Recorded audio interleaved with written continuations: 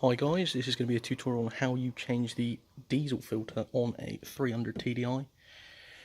This is originally a disco engine fitted into a Defender retrofit, but it should be probably the same.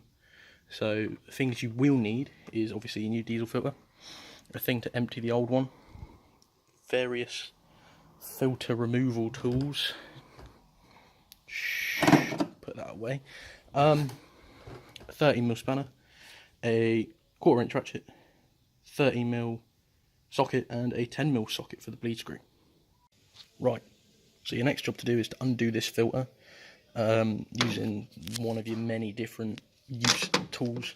This tool didn't fit underneath because it's so close to the arch, so use the next one I've got, which I borrowed off my mate, and basically you wrap it round underneath the filter, tighten it up, and then using the pressure underneath it from the rubber on it, it will undo the filter with ease. I've already done this because the last video I did when I couldn't get something undone, I swore a lot, save your ears and all that. So that's already off. So next thing, don some gloves because diesel's bad for your skin, and then continue to undo it with your hand. I bet you I'm going to drop it now. Then should pop off nice and easily. I can hear diesel going everywhere. This isn't as going as planned. What's going on? There's a lot more thread than I was expecting. Be back in a sec. Right, so I've got the filter off. Probably best to just tip it all in here. This is where you can really see how bad the fuel is in this thing, because this has been sat for a good couple years, this fuel. I mean, if I do a video of it in the bucket, it will look bad because it had oil in it before. It all goes into the same thing anyway to be burned. Right, so the next job is to tighten the filter up itself, which you put on the thread, and it's just the reverse of the way you did it up.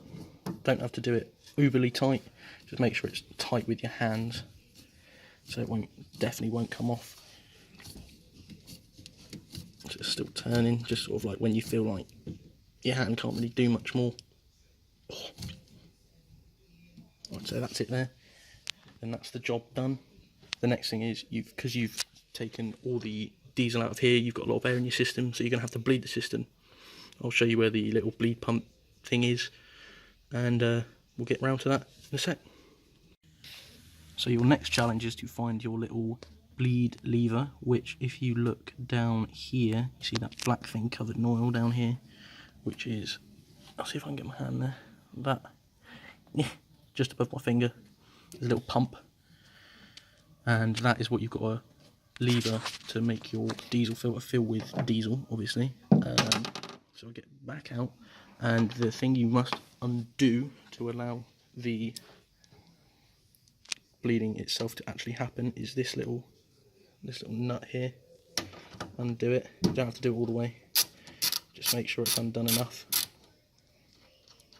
I don't think it'll come out quite far. Just undo it a fair distance so you know it's going to be leaking diesel when it does eventually fill up, and then get pumping. It might take a while, so I'll skip this bit because it's quite tedious. Here we go.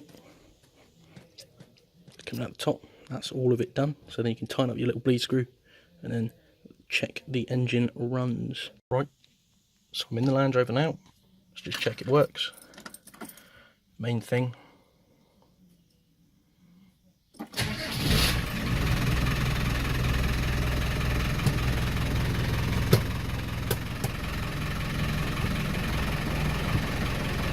Okay, works. Unfortunately my parking brake light doesn't work. That should be interesting to find out how the MOT goes on that. Anyway,